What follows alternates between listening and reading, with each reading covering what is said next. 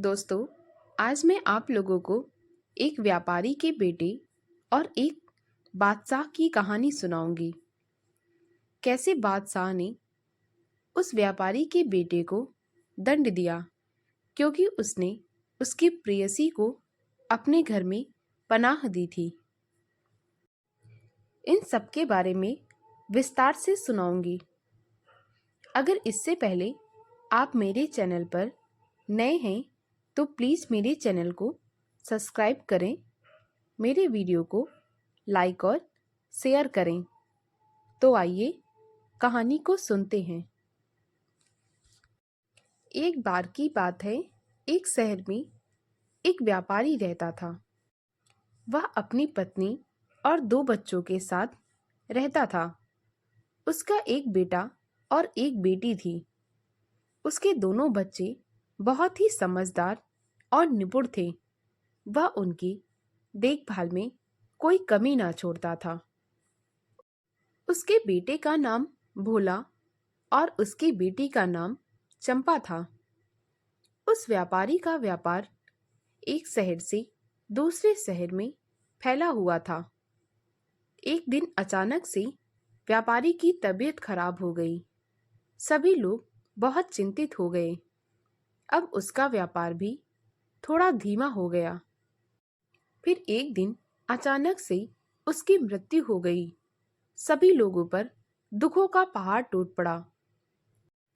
भोला की मां ने अपने पति का अंतिम संस्कार विधि विधान से कराया। वह अपने बच्चों के साथ कुछ दिन तक अपने पति की मौत का मातम मनाती रही। अब इन लोगों को जीने के लिए धन की जरूरत थी। जो बचा हुआ धन था वह व्यापार में लगा हुआ था। एक दिन भोला ने अपनी मां से कहा कि वह अपने पिता के व्यापार को शुरू करना चाहता है। तब उसकी मां कहने लगी, बेटा, अभी तुम बहुत छोटे हो। मैंने पति को खो दिया है। अब तुमसे दूर न रह पाऊंगी। तुम व्यापार के सिलसिले में एक शहर से दूसरे शहर में रहोगे। घर पर मैं और चंपा अकेले कैसे रहेंगे? परंतु भोला ने अपनी मां की एक ना सुनी। वह व्यापार करने के लिए तैयार हो गया। वह अपने पिता के गोदाम में गया। वहां पर उसने बोरियां देखी। बोरियों पर अलग अलग शहरों के नाम लिखे हुए थे। तब उसने अपनी माँ से पूछा, माँ, इन बोरियों पे पिता ने अलग अलग शहरों के नाम क्यों लिखे हैं? तब उसकी माँ कहने लगी, बेटा, तुम्हारे पिता बहुत व्यवस्थित ढंग से व्यापार करते थे, इसीलिए उनका काम बहुत अच्छा चलता था। उन्होंने बोरियों पे शहर के नाम इसलिए लिखे हैं क्योंकि ये बोरियां जिन शहर में बेचनी है उन्हें वहीं पर बेचेंगे। ऐसा करने से कठिनाइयां नहीं होती थी और समय भी बचता था।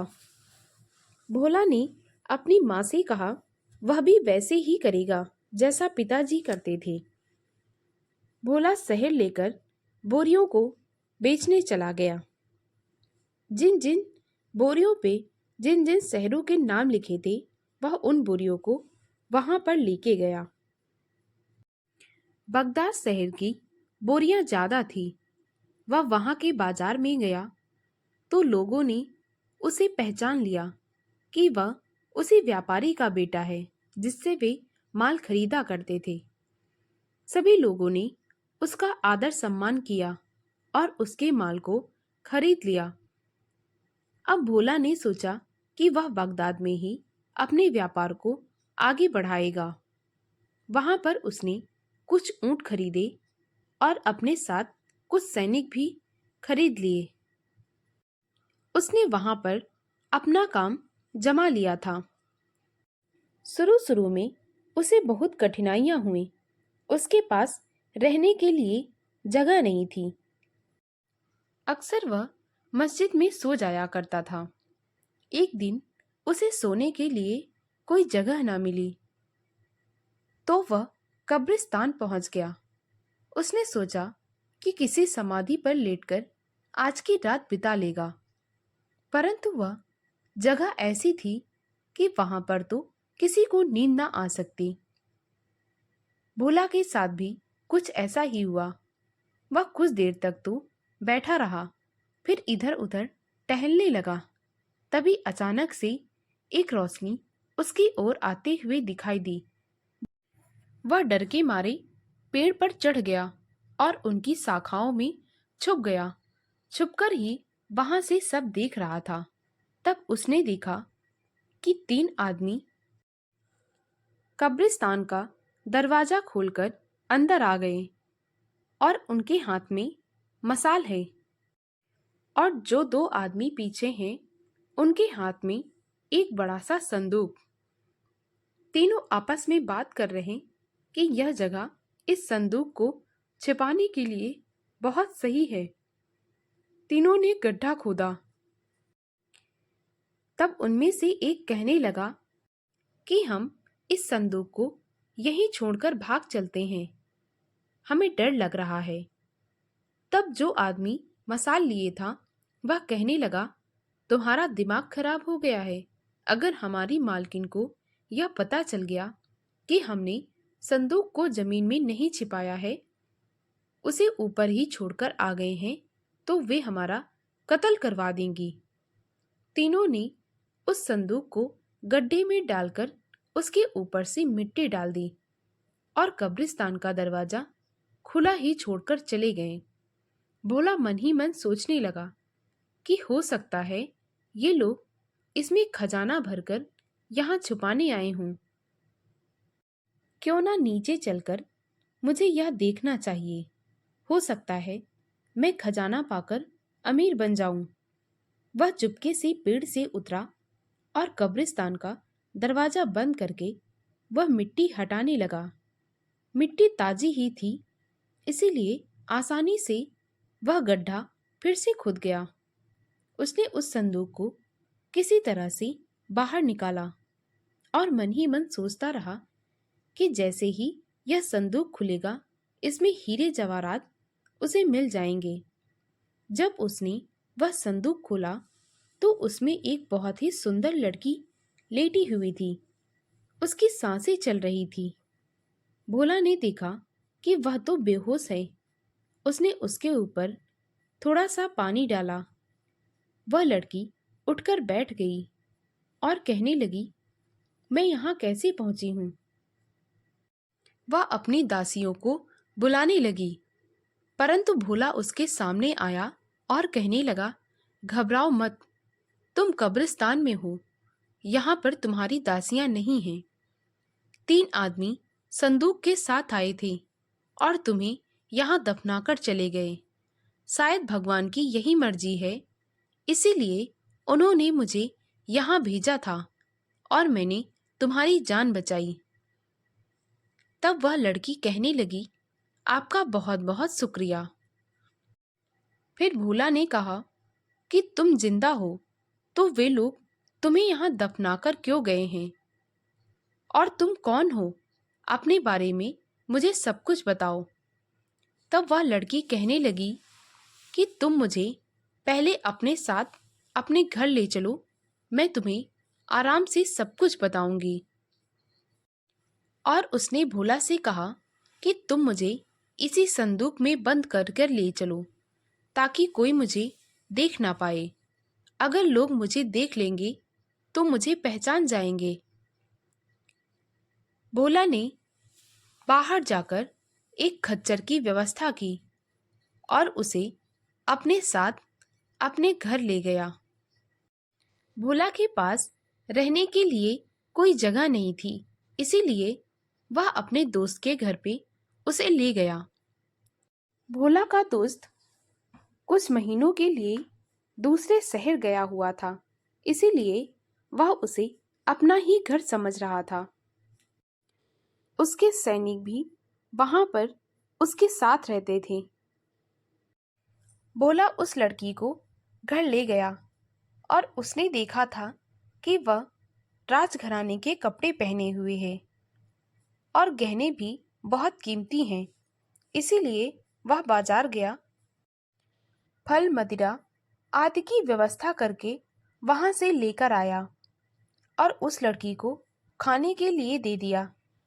तब वह लड़की कहने लगी, मैं अकेली नहीं खाऊंगी, तुम भी मेरे साथ बैठकर खाओ।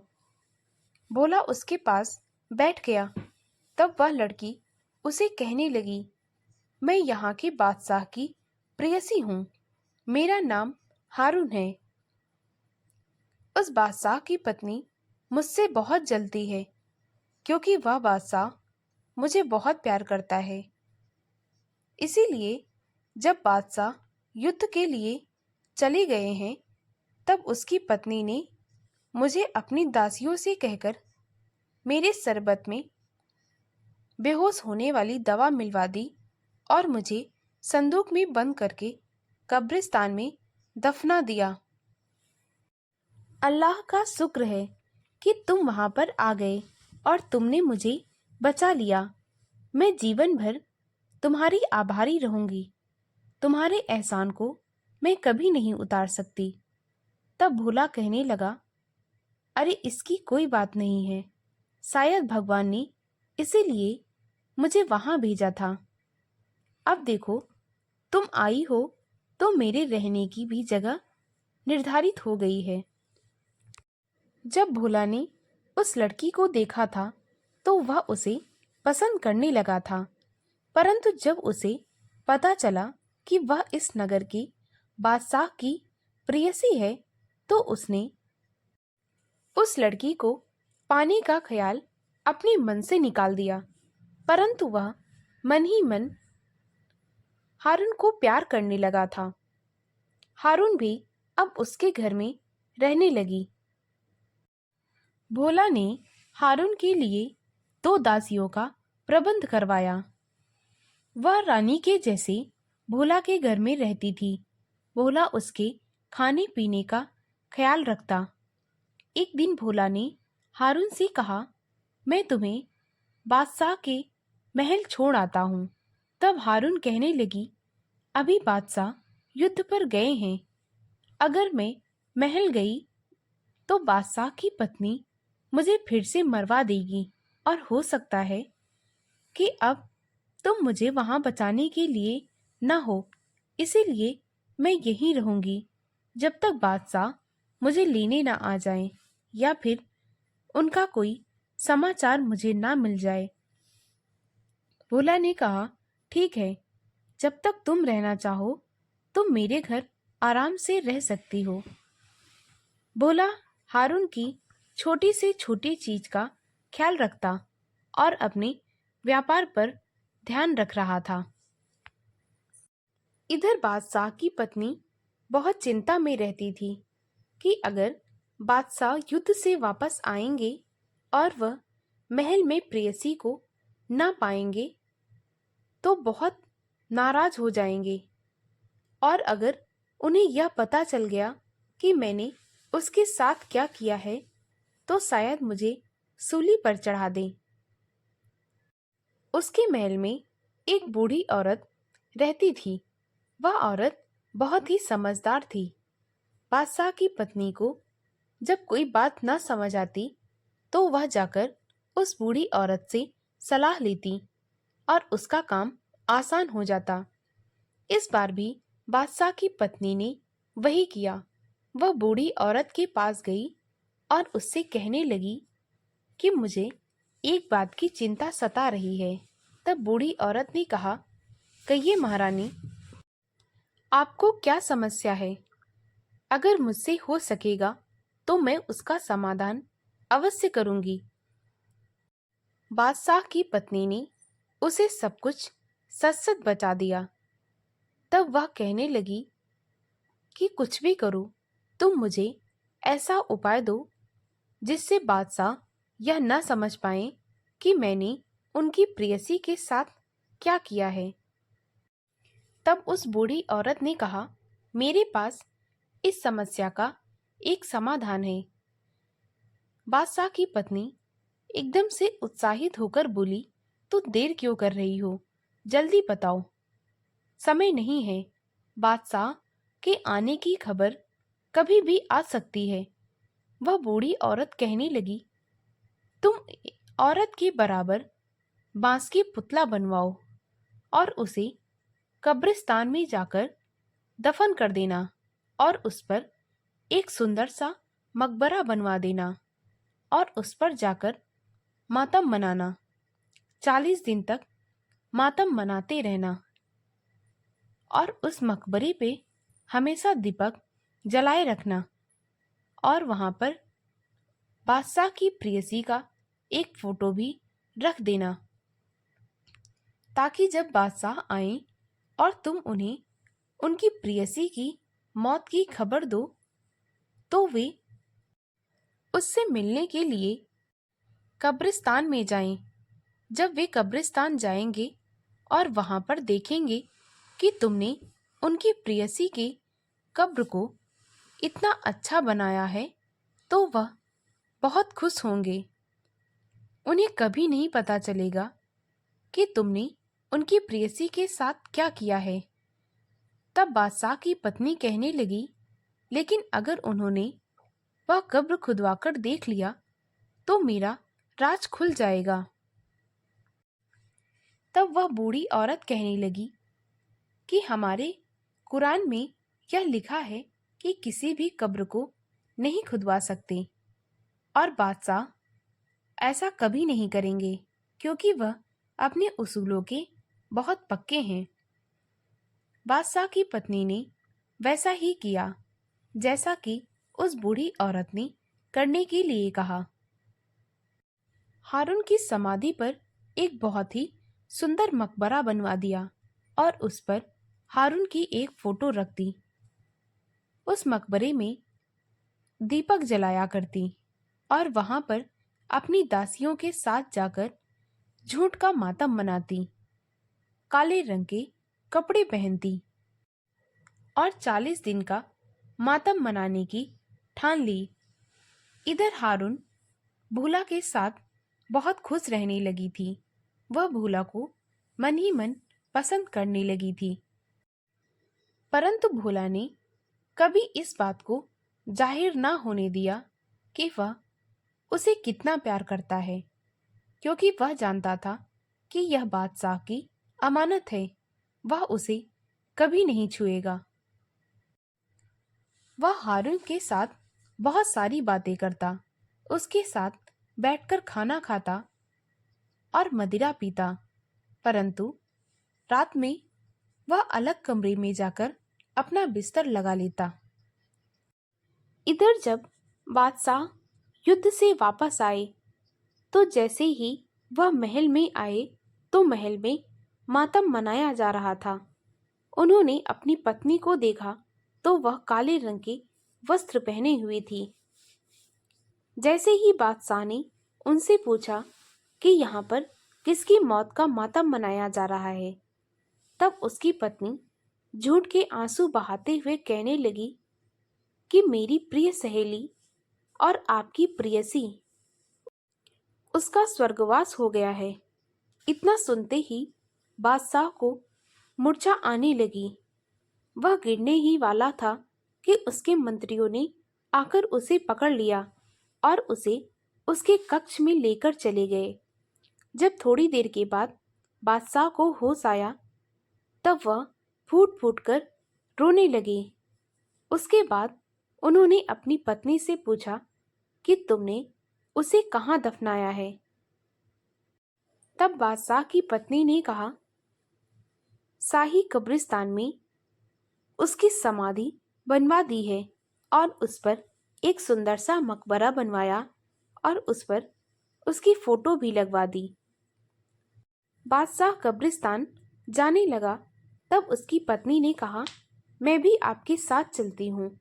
तब बादशाह ने कहा, मैं वहाँ अकेले जाना चाहता हूँ। जब बादशाह उस शाही कब्रिस्तान में गया तो उसने देखा कि उसकी प्रेयसी की समाधि बहुत सुंदर बनी हुई है। उस पर एक बहुत खूबसूरत मकबरा बना हुआ है और उस पे हारून की फोटो रखी हुई है। उसने उस फोटो को उठाया तो देखा कि यह फोटो किसी नौसिखिया कलाकार से बनवाया गया था। उसको यह समझ में आ गया कि कुछ तो गड़बड़ है। उसने कब्र को खोदकर देखने की बात की। तब मौलवी ने बताया कि वह कब्र को नहीं खुदवा सकता, क्योंकि हमारे कुरान में ऐसा करना गुनाह माना गया है।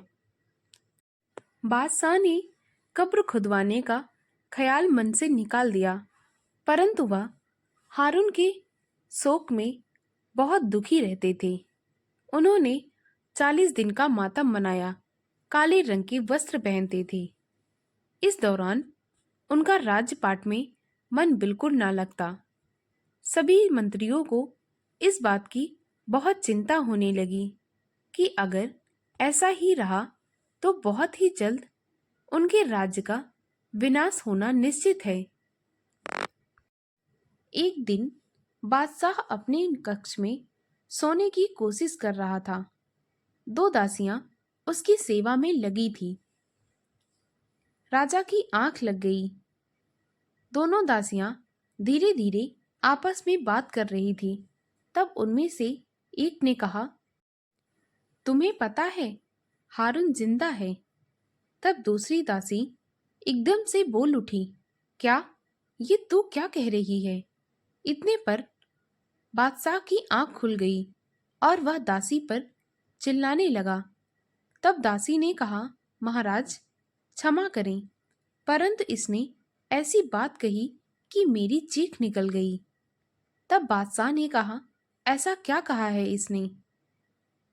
फिर दासी कहने लगी कि यह कह रही है कि हारून जिंदा है। इतना सुनकर बादशाह उठकर बैठ गया और कहने लगा, यह तुम क्या कह रही हो? तब उस दासी ने कहा, महाराज क्षमा करें, आप इतने दुखी हैं कि मैं आपको यह बात ना बता सकी। आज सुबह जब मैं कुछ काम से बाहर गई थी तो एक आदमी ने मुझे एक खत दिया। उसमें यह लिखा हुआ है कि हारून जिंदा है। उस दासी ने वह खत बादशाह को दे दिया और वह वहां से चली गई। बादशाह ने वह खत पढ़ा तो उसने देखा कि यह खत तो हारून ने लिखा है। हारून ने उस खत में बादशाह को सब कुछ बताया कि वह कहाँ रह रही है और किसके साथ रह रही है। अब बादशाह को इस बात की सबसे ज्यादा गुस्सा आ गई कि वह इतने दिनों से एक व्यापारी के साथ उसके घर में रह रही है। जरूर उनके बीच में शारीरिक संबंध भी बन गया होगा। बादशाह ने अपने सैनिकों को आदेश दिया कि वे जाएं और भोला नाम के व्यापारी को बंदी बनाकर उसके सामने ले आएं और उसके साथ में हारून को भी दरबार में पेश किया जाए और जिस घर में भोला और हारून रह रहे हैं उस घर को पूरी तरह से गिरा दिया जाए। बादशाह के सैनिक और मंत्री भोला के घर गए। जैसे ही हारून ने खिड़की से मंत्रियों और सैनिकों को आते हुए देखा, वह समझ गई कि बादशाह बहुत गुस्सा होंगे कि मैं इतने दिनों से एक पराये मर्द के साथ रह रही हूँ। हारून ने भोला से कहा कि वह अपने मुख पर कोयला लगा ले और घर के जूठे बर्तनों को लेकर निकल जाएं। मंत्रियों को यही लगेगा कि तुम इस घर के नौकर हो। जैसे ही मंत्री अंदर आए, भोला ने बिल्कुल वैसा ही किया। वह उनके बगल से निकल गया, परंतु मंत्रियों को यह लगा कि यह तो इनके घर का नौकर है। जैसे ही मंत्री अंदर गए, तब हारून को देखा और वे हारून को प्रणाम किए। फिर हारून से कहने लगे कि भोला कहाँ गया है। बादशाह ने उसे बंदी बनाने का आदेश दिया है। तब हारून कहने लगी, भोला तो पिछले 1 महीने से यहाँ पर नहीं है। वह व्यापार के सिलसिले में इस नगर से बाहर गया हुआ है। तुम मुझे बादशाह तक पहुंचा दो, मैं उन्हें सारी बातें बता दूंगी। मंत्रियों ने हारून को अपने साथ ले लिया और उसे महल में ले जाकर छोड़ दिया। हारून को अपने सामने देखकर बादशाह बहुत गुस्से में था। उसने मंत्रियों से पूछा, वह गुस्ताख भोला कहाँ है? तब मंत्रियों ने कहा कि वह तो व्यापार के सिलसिले में 1 महीने से घर पर नहीं है। आपके कहने के अनुसार मैंने हारून को यहाँ पर पेश कर दिया है और उनके घर को पूरी तरह से तबाह कर दिया है। बादशाह ने फरमान जारी करवा दिया कि भोला जहाँ कहीं भी दिखे उसे बंदी बनाकर बादशाह के सामने पेश किया जाए, और अगर वह न मिले तो उसके घर जाओ और उसके घर में जो भी रहता हो उन्हें सजा दो। बादशाह ने हारून को कैद में डलवा दिया। इधर बादशाह के मंत्री और सैनिक भोला के घर गए, जहां पर उसकी माँ और बहन रह रही थी। मंत्रियों ने चंपा और उसकी माँ को नंगे पैरों पूरे शहर में घुमाया और उन पर उनके सैनिक कोड़े भी बरसा रहे थे। फिर उसके बाद सैनिकों ने आसपास के लोगों से यह कहा कि इनके घर में जितना भी धन है, जितना भी सामान है, वह सब लूट लो। लोगों ने एक एक करके पूरा सामान लूट लिया। अब भोला के घर में कुछ नहीं बचा था। 3 दिन तक उसकी माँ और बहन को पूरे शहर में नंगे पैर घुमाया गया और उस पर कोड़े भी बरसाए जा रहे थे। इतने जुल्म के बाद उन दोनों को छोड़ दिया गया। इसके बाद चंपा और उसकी माँ के पास रहने के लिए कोई जगह ना थी, खाने के लिए कोई राशन ना था, उनके पास फूटी कौड़ी भी नहीं बची थी। वह आसपास के लोगों से मदद मांगने लगी, परंतु बादशाह ने यह फरमान जारी करा दिया था कि जो कोई भी इनकी मदद करेगा वह उनके साथ भी वही बर्ताव करेगा जो भोला और उसके परिवार के साथ हुआ है। किसी ने भोला की माँ और बहन की मदद न की। तब भोला की माँ और बहन ने यह निश्चय किया कि वे यह शहर छोड़कर दूसरे शहर में चले जाएंगे। बादशाह का मंत्री बहुत दयालु था। उसे भोला की माँ और बहन पर दया आ रही थी। वह मन ही मन यह सोच रहा था कि इन सब में इन दोनों का क्या कसूर है। वह चुपके से दोनों को अपने घर ले गया और अपनी पत्नी से दोनों की देखभाल करने के लिए कहा और कहा, जैसे ही ये लोग थोड़ा ठीक हो जाएं, इन्हें कुछ स्वर्ण मुद्राएं देकर इन्हें यहाँ से विदा कर देना, क्योंकि अगर बादशाह को यह पता चल गया कि मैंने इन दोनों को अपने ही घर में पनाह दी है तो वह न जाने मुझे क्या सजा देगा। मंत्री की पत्नी ने दोनों की देखभाल की। फिर एक दिन भोला की माँ उससे कहने लगी, मुझे यह नहीं पता कि मेरे बेटे ने ऐसा क्या किया है कि बादशाह ने इतनी बड़ी सजा दी है। तब मंत्री की पत्नी कहने लगी, मुझे ज्यादा तो नहीं पता, परंतु यह सुनने में आया है कि तुम्हारा बेटा बादशाह की प्रेयसी को लेकर फरार हो गया, इसीलिए बादशाह ने इतनी बड़ी सजा दी है। तब भोला की माँ कहने लगी, मेरे बेटे ने ऐसा नहीं किया होगा, क्योंकि मैंने उसे बहुत अच्छी परवरिश दी है। मैंने उसे सारे कायदे समझाए हैं कि बादशाह के घर की किसी भी चीज पर अपनी नजर नहीं डालते हैं। बादशाह की अमानत सिर्फ बादशाह की है, इसीलिए मेरे बेटे ने ऐसा नहीं किया होगा। भोला की माँ और बहन ने अपने बेटे को ढूंढने का निश्चय किया। वे दोनों मंत्री के घर से विदा लेकर वहां से निकल गई। अब वे एक शहर से दूसरे शहर में अपने बेटे को ढूंढ रही थी, परंतु भोला कहीं ना मिला। इधर कैद खाने में हारून भोला के लिए बहुत रोती थी। एक दिन वह बहुत जोर जोर से रो रही थी। और कह रही थी कि तुमने मेरे साथ कभी कुछ गलत नहीं किया।